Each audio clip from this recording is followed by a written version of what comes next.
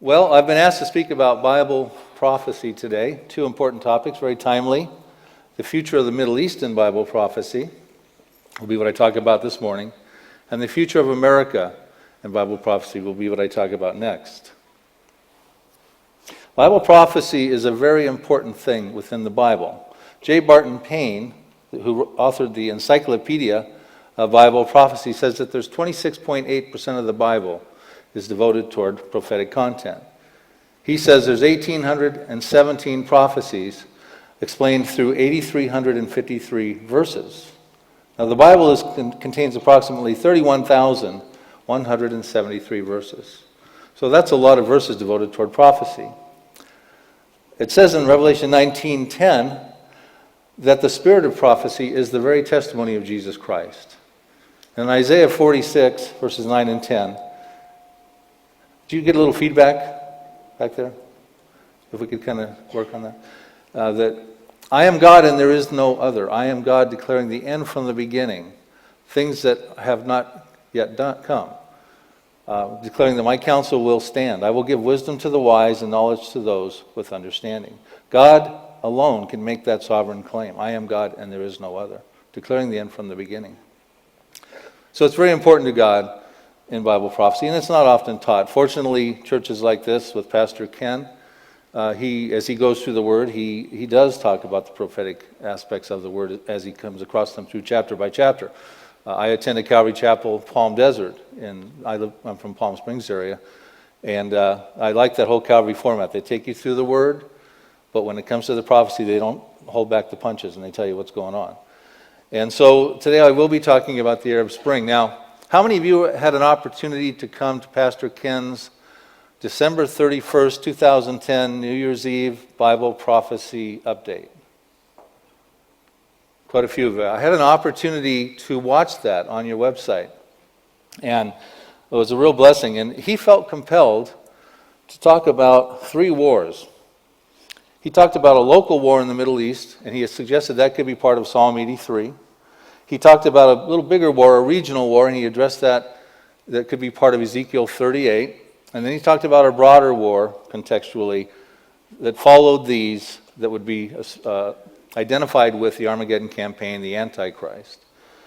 So I'm going to take some time today to expound upon those prophecies, Psalm 83 and Ezekiel 38, that Ken talked about, and try to chronologically order them. I believe these prophecies are stage setting today. Now, when Pastor Ken spoke on December 31st, while he was speaking, there was a gentleman in Tunisia who was in the hospital suffering from self-afflicted fire wounds that he brought upon himself. Mohamed Bouazizi, a Tunisian, a college graduate from Tunisia who felt he had no economic opportunity, who became a fruit vendor, and he tried to commit suicide by burning himself. And he actually did die 4 days after Ken spoke. And his death, his protest death, to try to bring economic improvement into Tunisia, sparked a wave of protests across the entire Middle East. You see all these markers up there on the screen. These are all the countries in the Middle East that have been affected since January 4th on through to the present. And these protests and revolts are still going on. And in Syria, they're very, very violent presently. So we'll be talking about those today. Now, the results of this Arab Spring, your liberal pundits tell you that what you've seen here this year has been nothing more than a youth bulge in the Middle East that has tried to step out through the social networks. They've been Facebook and YouTube. They've been able to step out of the 7th century Islam, state-censored media, and all they're really looking for is life, liberty, and the pursuit of happiness. So a lot of the liberal pundits think that what you're going to have is democracies popping up throughout the Middle East. Now remember, the only democracy that's ever really been successful, and is still successful in the Middle East, is the nation of Israel. The Arab governments are run by dictators, regimes, monarchies, and things like that. So there is no real track record that there will be democracies that come out of this. Power shifts change in the Middle East through assassinations, rigged elections, revolutions, and military coups, historically, apart from Israel. So there is a high degree of likelihood that democracies won't pop up. Will land for peace deals work? dating back through George H. Bush at the Madrid conference, on through with Bill Clinton, the Camp David summit, on through with George W. Bush with his roadmap plan, on through to even Barack Obama, who is now trying to get land for peace deals. He wants Israel to forfeit all this land that they acquired in 1967. Land for peace deals are not working. And they have been trying this for over 20 years now. And when diplomacy fails, wars begin. Did Pastor Ken predict something that is about to happen in the very near future? I think he did. And I'll be giving you the reasons that I feel that.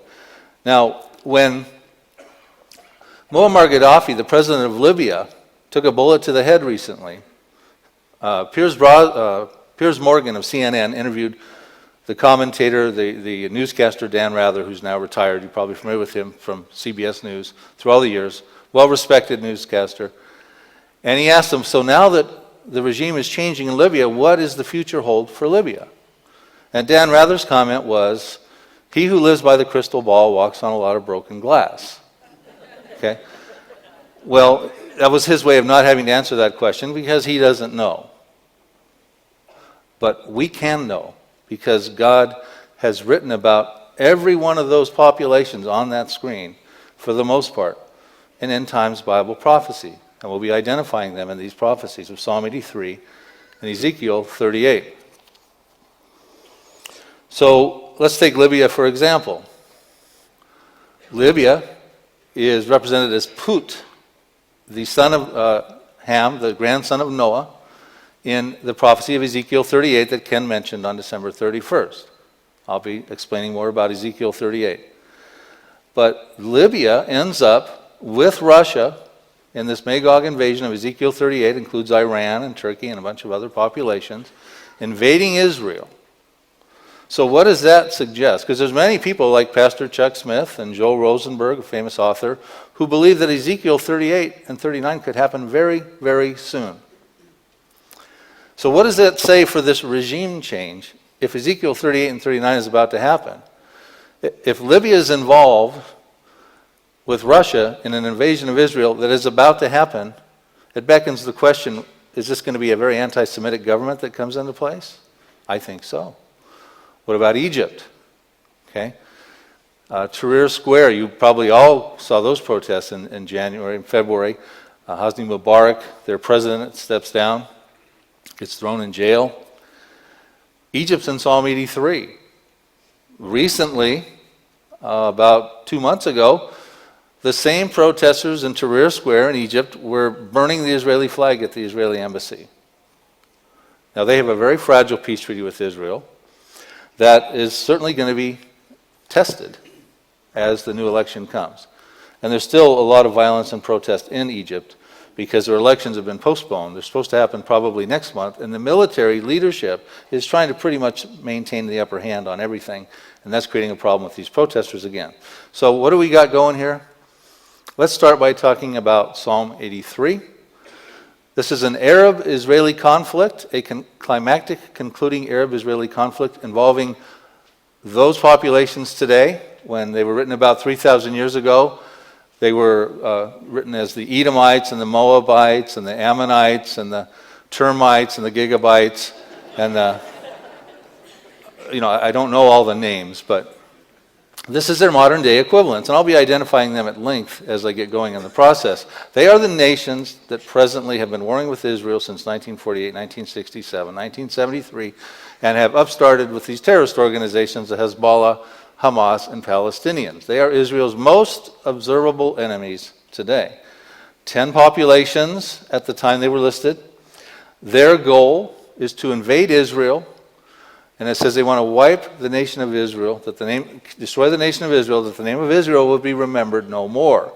And then they say in verse 12 of Psalm 83 that they want to take the pastures of God for themselves. So they want to take over the land of Israel and destroy the Jews in the process. They want to wipe Israel off the map. Prophecy written 3,000 years ago that we'll be exploring.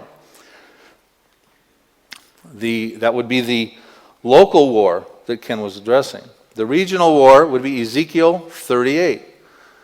And there's 52 passages in Ezekiel 38 and 39 that talks about a Russian-Iranian-led invasion involving Turkey, Libya, and some other 9 populations all together that form a coalition led by Russia that comes to invade Israel, it says in the latter days, and they want to destroy Israel and take its great plunder and booty. So it's an entirely different motivation that bring these two together. And there are other differences between these two prophecies because some people do try to connect the two into one prophecy. So I'll be sharing some of the differences as we go through between those two prophecies that distinguish them one from another. But you see by their Old Testament names up there, you had Gomer and Meshech and Tubal and Togarmah and things like that. These are not the names of the Psalm 83 countries that I showed you in the prior map. And who they are, the general consensus is listed up there. You know, Turkey, Iran, Ethiopia, Sudan. You'll see Tunisia's in there, Algeria, Libya, Russia, the southern steps of the breakaway Soviet Union and stuff, Kazakhstan, Tajikistan, Nuzstan, Grandstand, Takistan. They're all up in there in that battle. Now, as part of this distinction, I coined the term in my book Israelistine, an inner circle. Psalm 83 represents an inner circle of nations sharing common borders with Israel. There you see in the Pentagon, by their ancient names superimposed on their modern day equivalents, who we were talking about.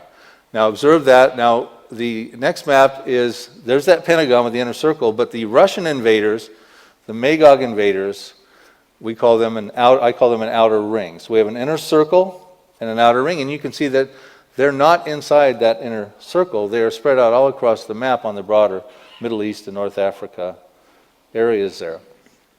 So please make that distinction. Now, one thing I want you to observe, as you look at this map, why does Russia need to grab so many big friends and so many big arsenals of weapons and stuff to invade little tiny Israel down there where that arrow from Gomer is pointing to, which is about the size of New Jersey? Well, you know, Russia has nuclear weapons. I mean, why would they need all these big friends to come against little tiny Israel? Please make that observation, because I'll be giving you the reasons I believe they need to amass such a major coalition when this invasion occurs.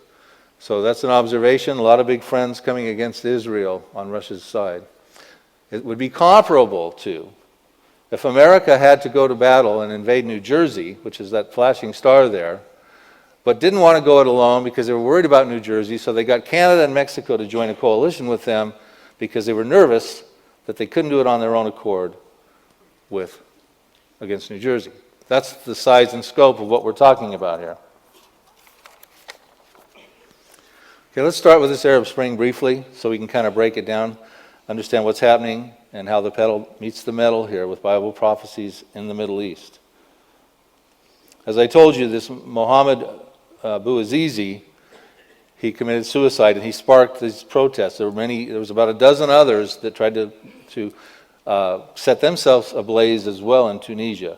But the president who reigned in Tunisia for 23 years, his name was Zine El Abidine Ben Ali. I don't expect you to memorize that. He was overthrown, and he was the first Arab dictator overthrown by popular revolt. First time that had ever happened that way. 23 years of reigning.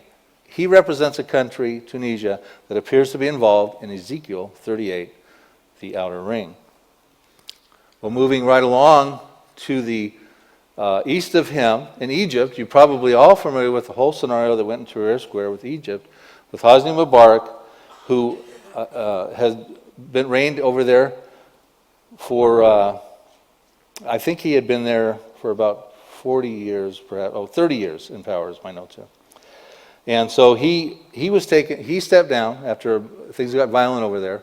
And you probably recall just recently, he's being tried in a Cairo courtroom on a gurney with an IV in his hand, because he's old, he's about 82 or 83.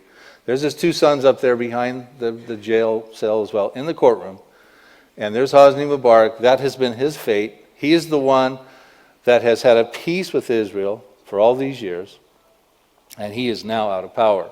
And they don't know who the next government's going to be. The Muslim Brotherhood is jockeying for power and will probably win the dominant seats in Egypt. Okay, well, shortly thereafter, now Egypt, by the way, is in Psalm 83. Libya, well, you know, Libya's been in the news recently. These protests started, and Muammar Gaddafi tried to resist, and they turned into revolts. And then NATO issued a no-fly zone on March 18th, and we've been in this war. President Obama went on with NATO, and finally, Muammar Gaddafi has been also removed from power violently. He took a bullet to the head. 42 years in power, and he is in Ezekiel, his country is in Ezekiel 38, as I said. So what do we have going here? We have kings being removed, and we have other regimes and kings that are going to be raised up. We have also had bin Laden. He was assassinated in May, and Anwar al-Awlaki in October 15th, another high up in Al-Qaeda, assassinated. So we have had a lot of things going on, a very significant proportion, in the Middle East. And it's sending a strong signal to Syria, who I'm going to talk about next. But I want to think about this for a minute. It says in Daniel 2:21 that the Lord changes times and seasons. He removes kings and he raises kings. He gives wisdom to the wise and knowledge to those with understanding. That's actually where that passage fits. I think I quoted that with Isaiah 49 earlier. But this is where that fits. But he's the one that removes kings and raises kings. Now, the liberal pundits say democracies are going to come up. This is all about a youth bulge and the social networks that are driving them. There are people out there that think it's a conspiracy of the one world order. They're trying to create havoc in the Middle East. But one thing we do know is that this passage says that the Lord is the one who removes kings and raises up kings. So the Lord may very well have his hand in all that's going on over there. Okay, it's sending a strong signal to Syrian's President Assad, who has been involved in protests that started in February, that turned violent into revolts in March, and approximately 3,000 people have been killed by his regime. Now, Syria is in Psalm 83. Now, Assad has seen Mubarak in the Cairo courtroom with an IV on a gurney. He has seen Muammar Gaddafi with a bullet in the head. And he recognizes at this point he has no hope except to win his battle over there, because he has gone too far. He has killed too many people. At the very least, he'll be tried in an international court. And more than likely, he'll be taken out in the street and shot in the head like Muammar Gaddafi. Now, one of the things that Syria is going to rely upon is that they have a very strong relationship with Iran, much stronger than Libya had. They have a very strong relationship with Hezbollah, much stronger than Libya had. And so what Syria's president said, Assad, not too long ago, sensing that NATO might get involved because Turkey is a member of NATO and they're trying to get NATO involved to come and stop the Syrian protests, because what's happening in Syria is a flood of refugees from Syria are trying to get out into safety, and they're flooding into Turkey, and it's beginning to create a refugee crisis on the borders of Turkey and Syria. So Turkey is saying that we need to go in and do what we did in Syria, what we did in Libya. Do to Syria what we did in Libya. So Assad's response to that, the president of Syria, was, if you do that in 6 hours, I will send missiles into Tel Aviv. And not only that, but I will have Hezbollah, who has approximately 60,000 rockets, we estimate. Benjamin Netanyahu actually stated that about a year ago. He believes they have 60,000 rockets, Prime Minister of Israel. So he said, I'll also call on Hezbollah to rain rockets in there. And I will furthermore call on Iran to monitor the Persian Gulf to make sure that European and American warships can't go through and back and forth. Well, Israel's response to that was, if you send rockets into Tel Aviv, we will take out Damascus. And I'm going to be talking to you about Isaiah 17 as I conclude today, which talks about the destruction of Damascus. It says Damascus will cease to be a city. It will be a ruinous heap. It will be reduced to rubble. And verse 14 makes it sound like it's an overnight experience. So this is how bizarre it's getting over there. Syria has the most advanced Scud missiles in the world. They have the A, B, C, and D missiles. They have chemical weapons, as does Hezbollah, we suspect. Okay, well, I talked about Iran. They are a big problem for Israel right now. There was another area of protest in Bahrain, which is sort of between Saudi Arabia, there's King Abdullah of Saudi Arabia, and President Mahmoud Ahmadinejad of Iran up there. Ahmadinejad is his name. Joseph Fair of WorldNet Daily says if you can't pronounce it, just say, "I'm in a jihad," real quick, and you'll come close. But he's up there, and their power struggle for Bahrain, it's ruled by a Sunni minority. There's, I'm not going to get into the theology of Islam, but you have Sunni Muslims and you have Shiite Muslims. The Shiites tend to be more volatile. Hezbollah are Shiites. Iran are Shiite Muslims. And Iran is literally trying to take over the Middle East to establish a Shiite crescent over there. Saudi Arabia is very concerned about that, as is Jordan and other places. So there's Mahmoud Ahmadinejad. Now, let's not forget that by mid-December of this year, President Obama wants to pull out all of our troops, or most all of our troops in Iraq. We had a sizable withdrawal previously, but by the mid-December, next month, he's going to try to pull most of them out. Now, many people are concerned that that's going to open the door for an Iranian proxy state. Iran has Syria as a proxy state, Hezbollah as a proxy army, and Hamas as a proxy terrorist group as well. Well, on January 5th, after we pulled out our first withdrawal of troops, Muqtada al-Sadr, a Shiite cleric who went into self-imposed exile into Iran, left Iraq. He's got a big following.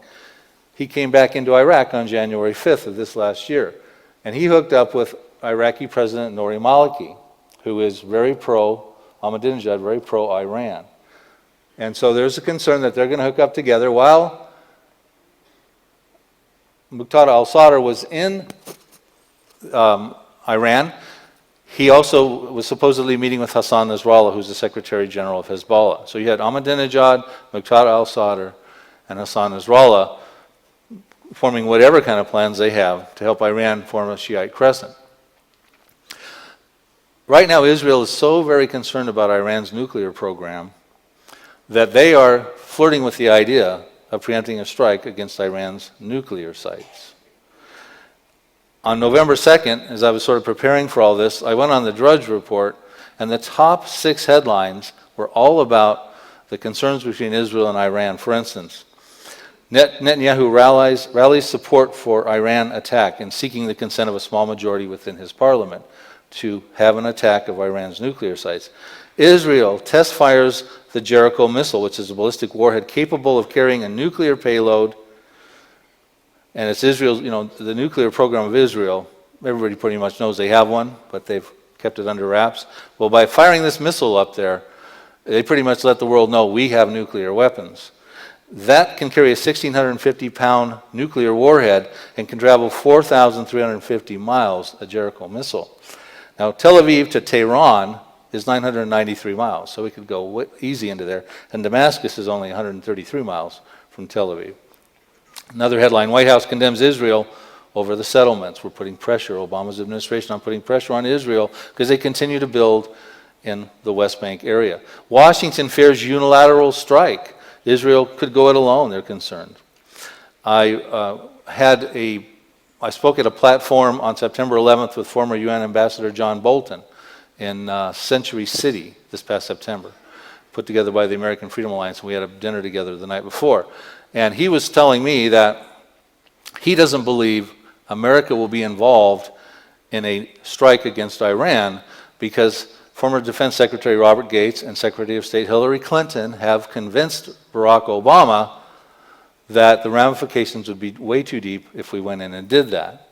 So I said to John, well, then we pretty much have to count on Israel if anything's going to be done to prevent Iran from going nuclear.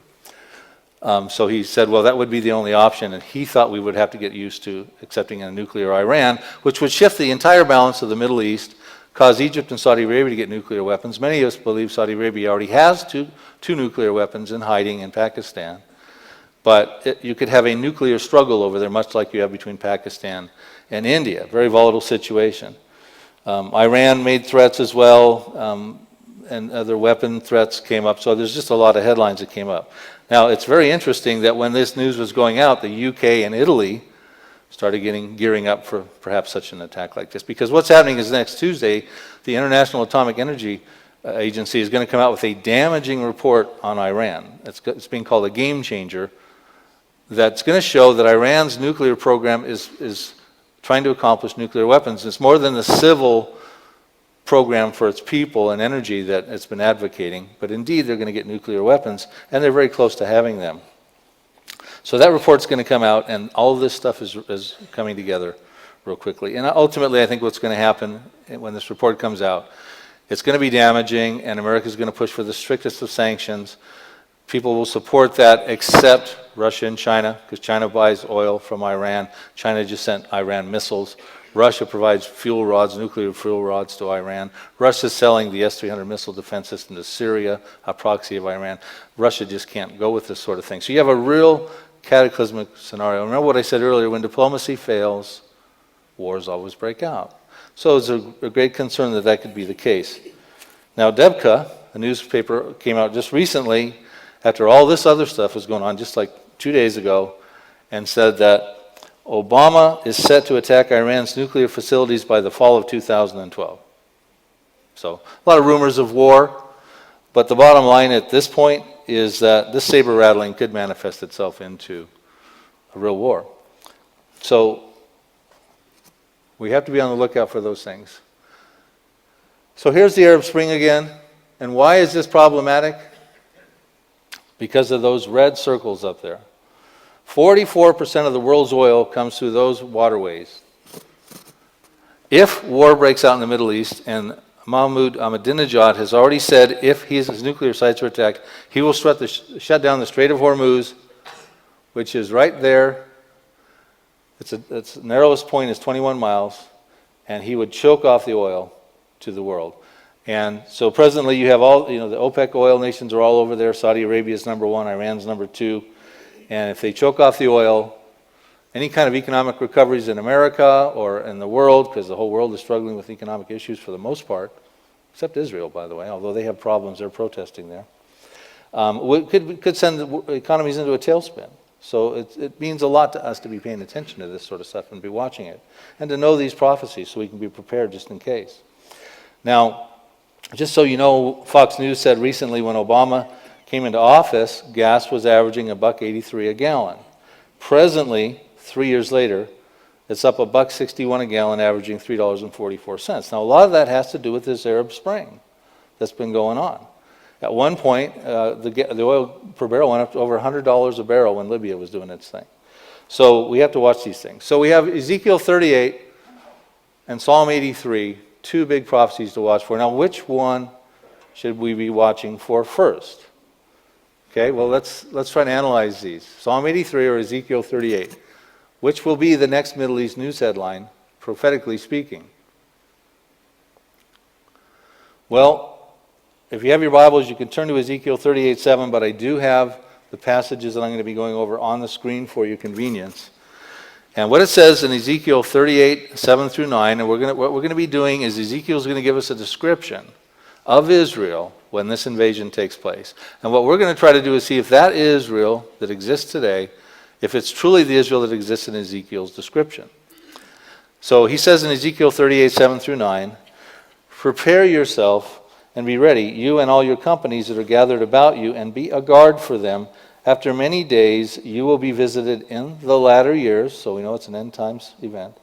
You will come into the land of those brought back from the sword, which could be a representation of coming out of the Holocaust, the Jewish people, and gathered from many people on the mountains of Israel. This is how we know what population he's talking about. He's talking about the Jews, which had long been desolate, and they were, because the Jews had been out in the nations for 1,878 years until they came back into the land in 1948. And they were brought out of the nations, which is what's been going on for the last 63 years. And now all of them dwell safely. Well, that's an important clue there. You will ascend, coming like a storm, covering the land like a cloud, you and all your troops, and many peoples with you. Okay, here's a map of who they are. Remember, that's that outer ring. Meshech, Tiarma, Tubal, things like that. Remember, none of these populations are involved in that invasion, just by way of reminder. That's puzzled a lot of scholars. Why are Israel's most observable enemies today not listed specifically alongside of Meshech and Tubal and things like that in Ezekiel's prophecy? Here's their ancient names listed up there, and none of those names are listed in the set of invaders that Ezekiel talks about in verses Ezekiel 38, 1 through 6 is where you get the description of the Ezekiel invaders. Well, that's very fascinating because it's not like Ezekiel didn't talk about these populations elsewhere in his prophetic books. He talked about Edom and the Edomites 7 times, Moab and the Moabites 3 times, Ammon and the Ammonites 6 times. He even talks about Gabal, listed up there in the upper left, in Lebanon 1 time. Everybody through some name of association, Egypt and Saudi Arabia, Hagarenes and stuff. 89 times he talks about them in his books, but doesn't mention them once in Ezekiel 38 and 39. And I make this point because I don't believe they're involved in Ezekiel 38 and 39, or he would have mentioned them. He was very specific about who he did mention, and so he's very specific about who he didn't mention as well. Sometimes we have to look at prophecy that way. Sometimes we learn more by what's not being said than what is being said too. Okay, the next verse we look at, carrying on, it says, "You will say, I will go up against a land of unwalled villages. I will go against a peaceful people who dwell safely, all of them dwelling without walls and having neither bars nor gates, to take plunder and to take booty, to stretch out your hand against the waste places that are again inhabited, and against the people gathered from the nations who have acquired livestock and goods and dwell in the midst of the land." Then it says, "Sheba, Dedan, and the merchants of Tarshish, and all their young lions will say to you, have you come to take plunder?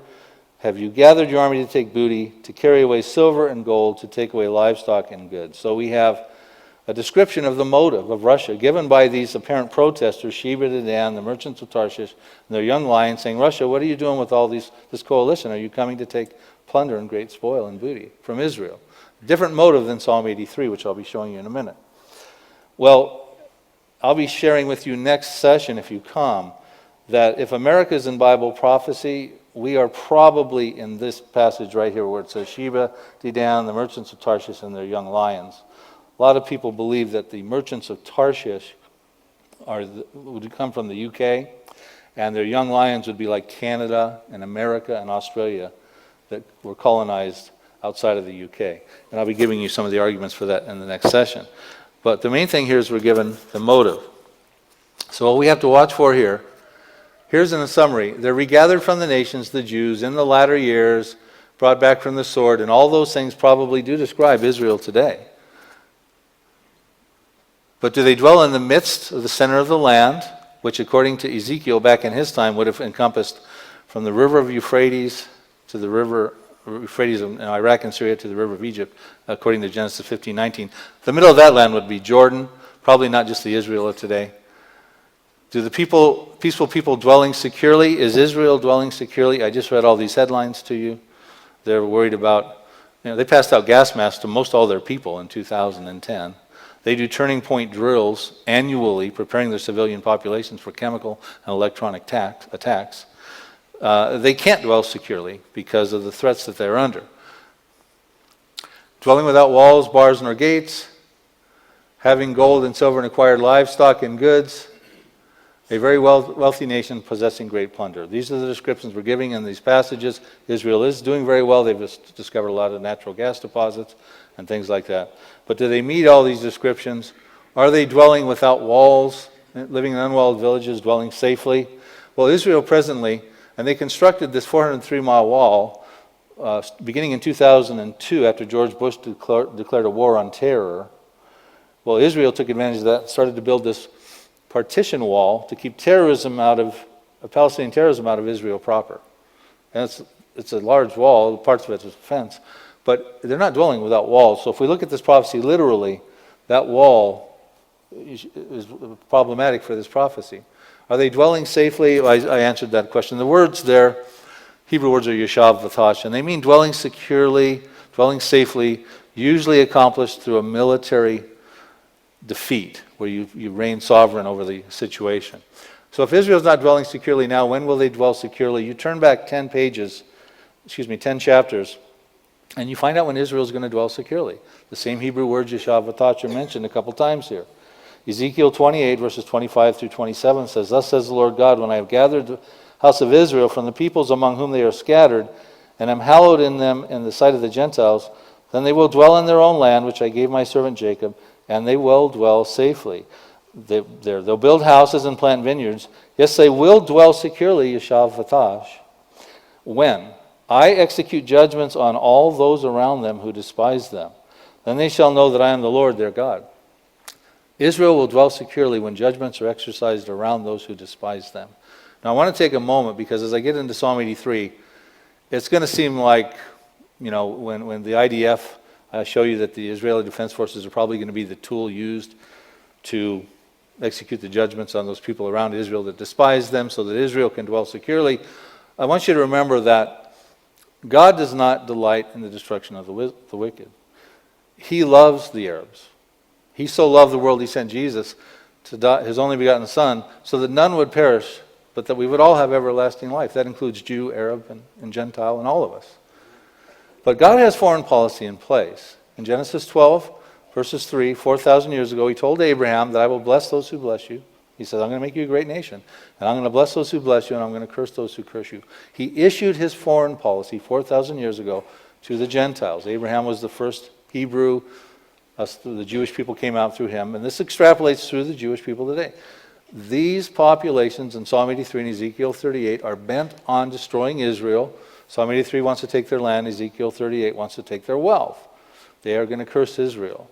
God's foreign policy is still intact. Even though the international community has no clue that Genesis 12:3 is where we should be focusing right now, it does still exist, and God is going to exercise judgment in prescription with Genesis 12:3. So he will execute judgment on those around him who despise Israel, and that's when they'll dwell securely.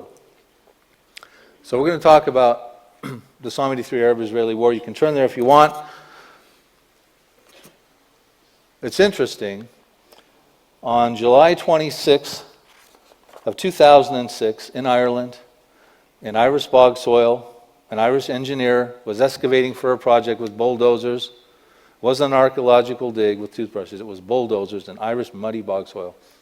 And he stumbles upon, stops the tractors, and he finds these antiquities buried in this Irish bog soil that have been written in Latin, that have been buried there almost 1,200 years. It was heralded as the Irish Dead Sea Scrolls. And what it was a bunch of the books of Psalms. And unfortunately, every one of the books of Psalms that they had was fragmented, barely salvageable. They have them in a museum. But interestingly, there was one psalm that was not touched at all, and it was open in place, and it was unblemished, and that was Psalm 83. Well, you had headlines coming out saying that New York Times, 12-year-old book of Psalms unearthed in Irish bog soil, ancient Associated Press, ancient book of Psalms found in Irish bog. But WorldNet Daily had a very interesting headline. It says, Psalm in a bog linked to Israel's current war. Well, that's interesting, because when they found this psalm in a bog, Israel was involved in a war with Hezbollah. It was a 34-day war in that same summer when Hezbollah fired 4,000 rockets into Israel. Now, interestingly, I'm going to show you that both Hezbollah and Israel are listed in the 18 passages of Psalm 83. So what is that, coincidence or providence that this book doesn't get destroyed, that's been there 1,200 years when all the other psalms have been destroyed? And it mentions two people that are in combat together that are in the psalm. There's 31,173 passages, 150 psalms, 1,189 chapters. Here's one chapter with 18 verses identifying two of the participants in a war that's going on. So you had headlines also reading there, Israel mourns, Hezbollah exults, and you can see that one there. So at the time that was discovered, I was writing my book, Israelistine, which is available to you out there on the table. And it deals with the Psalm 83, the epic Psalm 83 Arab-Israeli war that I believe is coming soon. It takes you through the prelude and the event and the aftermath. Now this book has come out 3 years ago, and it has been read by people and endorsed by Dr. David Reagan of Lamb and Lion Ministries, who said there's invaluable new insights. Dr. David Hawking, who said, I wish I would have written it. And Jonathan Bernice of Jewish Voice, a must-read to understand Middle East Bible prophecy, and a most important book for our time, Chuck Missler. Matter of fact, Chuck has recently, about a year ago, came out with his view of Psalm 83, and he calls it an alternative view to the Magog invasion. So I would advise you to get that, because he quotes a lot from the book in there about what we should be watching for. Okay, the Psalm. Verses 1 through 5. Do not keep silent, O God. This is written by Asaph, Asaph was called a seer. He was a beholder of visions. He was a prophet. He was David's worship leader, one of them. He writes, do not keep silent, O God. Do not hold your peace and do not be still, O God, for behold, your enemies make a tumult, and those who hate you have lifted up their head. They have taken crafty counsel against your people and consulted together against your sheltered ones. They have said, come and let us cut them off from being a nation, that the name of Israel may be remembered no more. For they have consulted together with one consent. They form a confederacy against you. This group wants to destroy Israel, that the name of Israel will be remembered no more, which means to destroy Israel so that you can have no more Israel, you have to have an Israel that you can destroy so that you can have it no more. Okay? We have an Israel right now, as of 1948. All my research shows that this prophecy has never been historically fulfilled. So therefore, it couldn't have been fulfilled until 1948. And of course, they have had wars with the people I'm about to show you since 1948, expressing this Psalm 83 attitude. So it goes on to identify them for you, and I've already kind of mentioned them in the next two verses, the tents of Edom. And it's important to note it's the tents of Edom. Whenever first of all, they're the first person in this 10 populations listed. Whenever you're listed first, normally in the Bible, that means you're sort of the star of the show, or you're the leader, like the Magog invasion. Magog's listed first. The plight. And whenever it's the tents, they're listed in a habitation condition. The tents of Edom. Tents biblically either represent military encampments or refugee conditions. So we have either military encampments of Edom or refugees of Edom. And I'll explain who they are. So there's a list of who they all are there, and I'll identify them for you. And in verse 12 it says that they want to take the pastures of God for a possession. They want to take over the land of Israel. Isn't that pretty much what the Arabs want? They want land for peace. It's very interesting that this really could find application in today's geopolitical climate. Okay, here's who they are. If Asaph was standing here before you today, I'm going to take the liberty of telling you in the vernacular of his time, if this prophecy hasn't been fulfilled yet, here's who he was identifying for us. The tents of Edom. The Edomites were the descendants of Esau, Jacob's twin brother. We're told that in Genesis 36. They have representation ethnically in the Palestinians of today. Now, not all Palestinians are Edomites. You've got Ammonites and Moabites and Gigabites and things like that I was telling you about. But they have representation in the Edomites. So I believe Asaph was talking about the Palestinian refugees and their plight. Ishmaelites. Ishmael was the father of the Arabs, Saudi Arabia, Moab, Palestinians and Central Jordanians, Hagarenes. Hagar was the Egyptian matriarch, mother of Ishmael. That would be the Egyptians. Gebal, Hezbollah, and northern Lebanese. Ammon, Palestinians and northern Jordanians. Amalek, the Arabs of the Sinai area. Philistia would be the Hamas of the Gaza Strip. Now, by the way, this is all in my book, these tables, so if you don't want to write it all down. Tyre, Hezbollah, and southern Lebanese, and Assyria would be the Syrians and northern Iraqis. And we just talked about Syria threatening to send missiles into Tel Aviv. So could that catalyze this war? I mean, it very easily could. These are the people around Israel that despise Israel, the reason Israel can't dwell securely, that will someday have judgments executed upon them so that Israel can dwell securely, according to Ezekiel 28. Here's where they are. That this is the land that Israel was given through Abraham. They've never really possessed it all yet.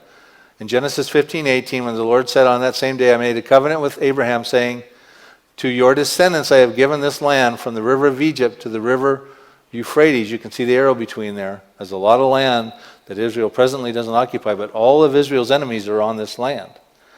So very interesting. They are the ones that will have judgments executed upon them, it appears, so that Israel can someday dwell securely and annex probably some more territory. Someday Israel will possess all this land. And many end times experts believe that will happen when Jesus returns and sets up his messianic kingdom, according to Revelation 20, 1,000-year kingdom. But I suspect Israel's going to get some of this land even in advance of that. Maybe not all of it, but they're going to get some of this land in advance. And I explain my reasons in the book out there, and the new book that will be released on December 1st called Revelation Road. Okay, so how does this work out? Israel comes out of the diaspora after the Holocaust, and they become a nation in 1948, and immediately they have an Arab-Israeli war. And the Arabs told, all the Arab states told the Arabs of Palestine who were living, it was called Palestine at the time when Israel became a nation, they said, you need to get out because we're not going to allow Israel to have its own nation. We're going to fight it. We need 5 days, and we're going to destroy Israel, and you can go back and take over all the cities and communities, and you can have a Palestine, an Arab state called Palestine. Give us 5 days. Well, that was a terrible miscalculation. I spoke with retired General Shimon Peres about 2 years ago. He has been in the 1948 war, the 1967 war. He's an Israeli general of the IDF, retired now, and 1973 war. And he told me in this war, he said, we were refugees with shovels and stuff. And we came against these well-trained, organized armies on the very next day of us becoming a state. And they had fighter jets, and we had a couple of private planes with some hand grenades and some glass milk containers. And we would drop over and try to drop them on the Arab enemies and stuff like that. And they won. So what you had was a problem with all these Arabs that vacated out of Palestine, which is now called Israel, and now you have an Arab refugee crisis. Okay, you have the Palestinian refugees, i.e., the tents of Edom. This was what was created in the aftermath of that miscalculation. So I believe Asaph was telling us that you would have Edomite refugees amalgamated, in this case, in the Palestinians, which is their modern-day name. And there they are. There's a picture of them after that war in refugee camps. That's who they were then. This is who they are today. They're not, they're very serious fighters at this point. There's a picture of the Hamas that come out of the Fallujah, but they are Palestinian refugees. They come out of the Gaza area. So what is Psalm 83 basically saying? They have said, come and let us cut them off from being a nation, that the name of Israel may be remembered no more. There's the list of who the participants are on the right. There's those refugees. And what do they want? They want to take the land of Palestine for a possession. They want one more Arab state, according to Asaph in his prophecy, and they want to call it Palestine. They want to destroy Israel, the name be remembered no more, and have one more Arab state called Palestine. Now, I just ask you, if you're paying attention to Middle East events, doesn't that seem like that's kind of what they want? They don't want land for peace. They keep turning it down, and so they're really leaving Israel no choice but to have to execute judgments around them so they can have peace and stability and so on and so forth. So that's what we've got. Now, I'm going to share with you, and I have this out on my table, there's an audio drama just been released called The Coming Global Transformation. It's on an MP3 format, so you probably can't listen to it in your car. You listen to it on your computer.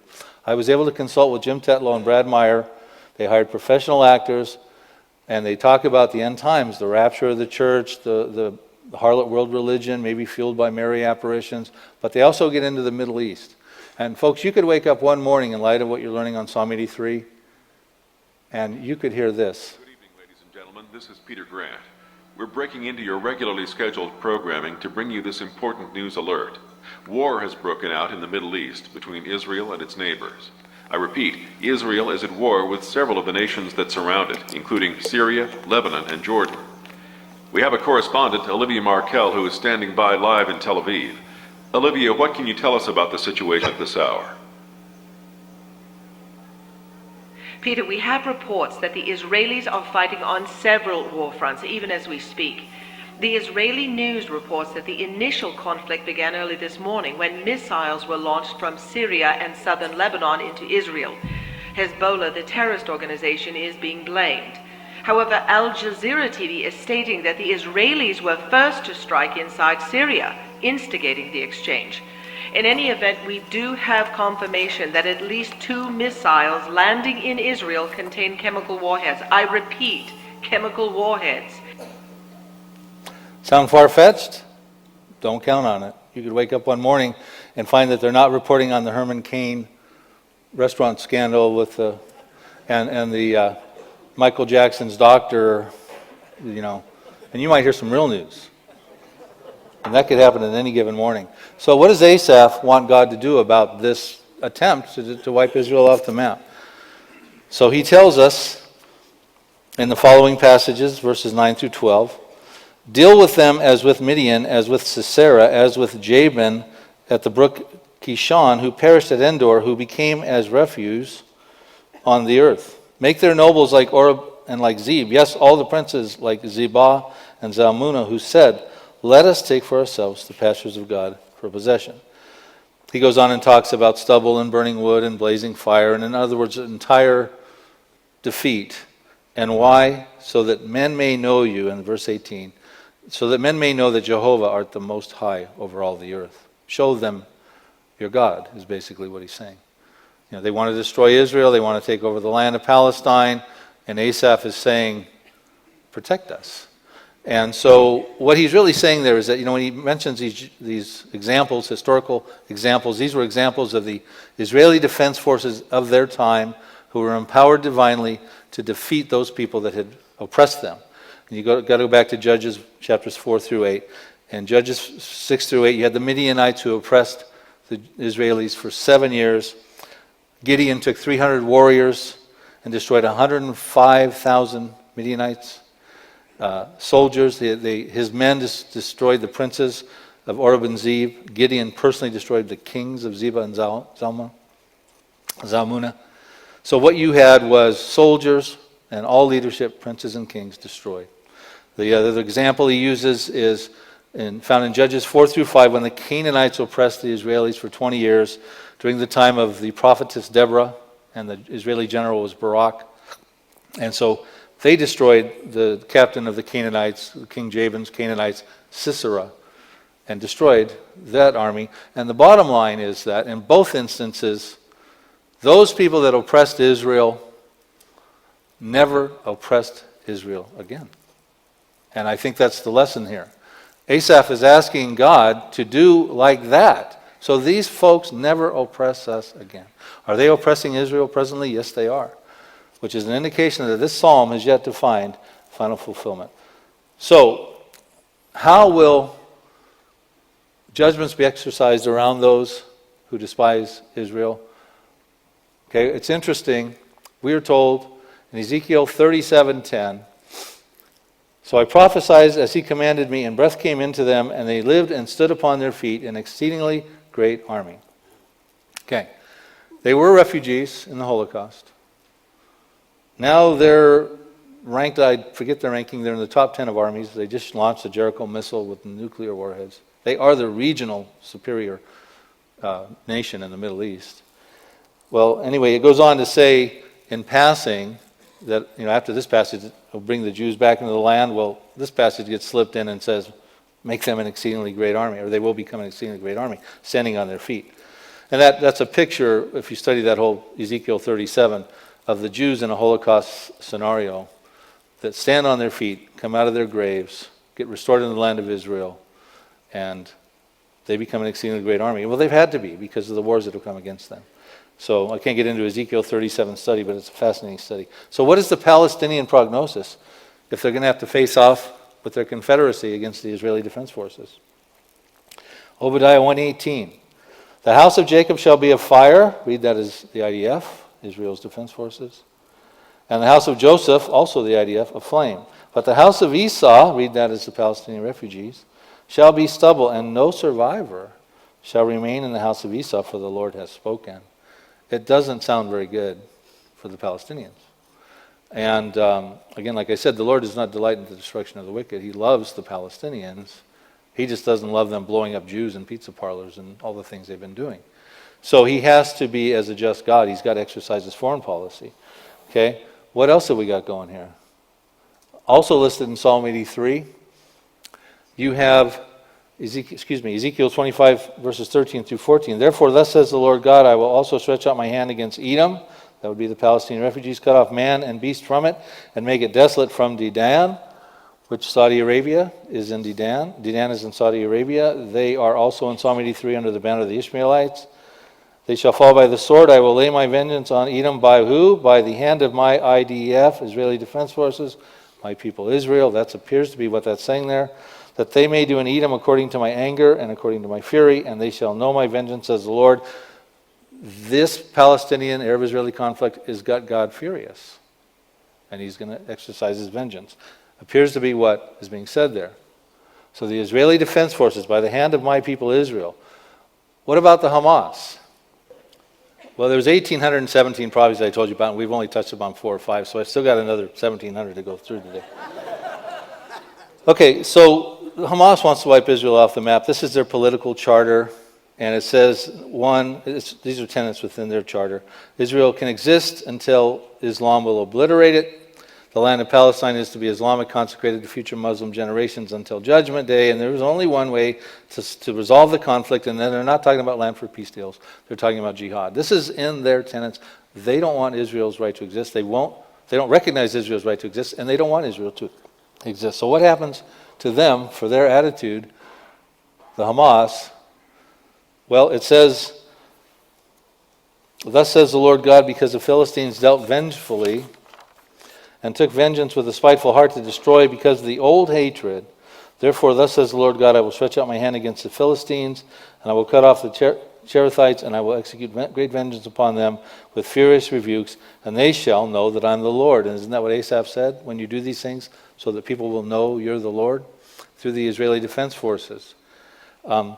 Remember when we talk about Philistines and Cherethites and things like this, when these guys wrote, they didn't have Jordanians and Palestinians and Hezbollah. So we have to do our best to try to determine who they were talking about.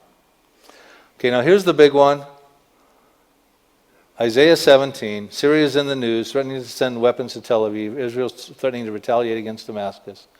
It says, a burden against Damascus. Behold, Damascus will cease from being a city, and it will be a ruinous heap. Syria still exists. It's a 4,000 to 5,000-year-old city, oldest continuously inhabited city in recorded history. It's the capital of Syria.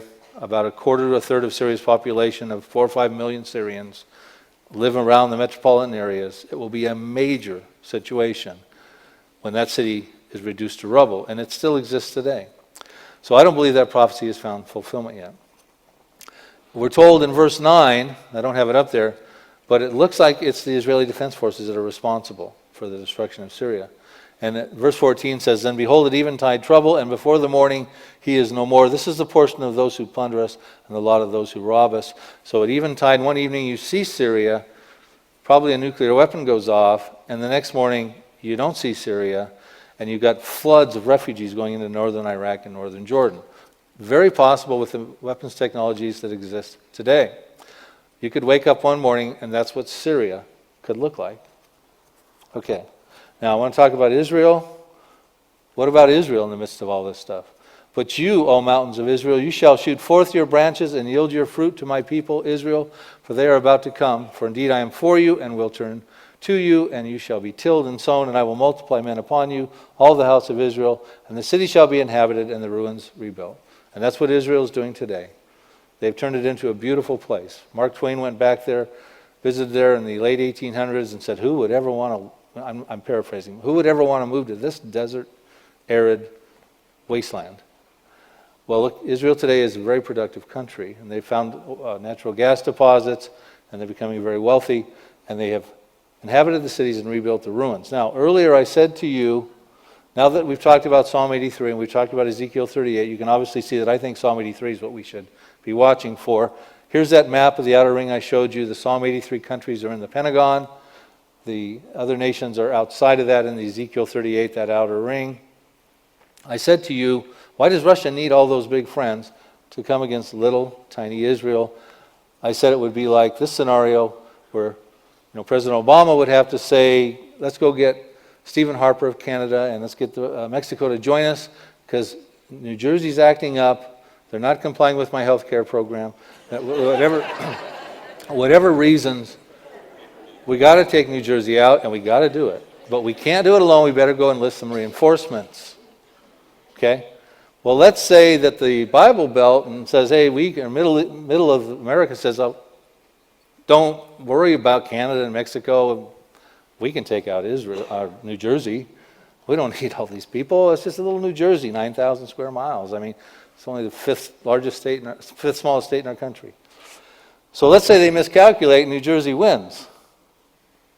And New Jersey goes over and takes over all the police departments and nuclear assets and weapons and things like that of those people that came against Israel. Now do you think they might need Canada and Mexico to deal with that kind of an enlarged and powerful Israel, because what the example is here is that if Israel wins and defeats the Arab Confederacy of Psalm 83, they will undoubtedly be considered the regional powerhouse of the Middle East. They will be the superpower of the Middle East.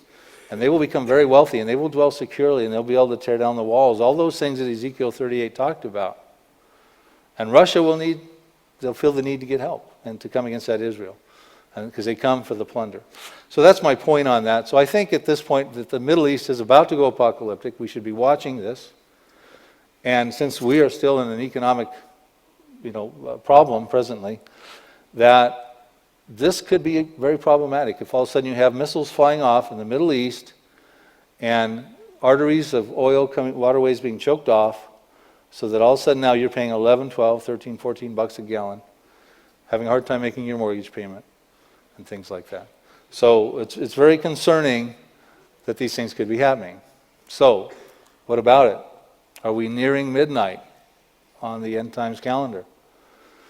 Jesus said in Luke 21:36, "Watch therefore and pray always, that you may be counted worthy to escape all these things that will come to pass and to stand before the Son of Man."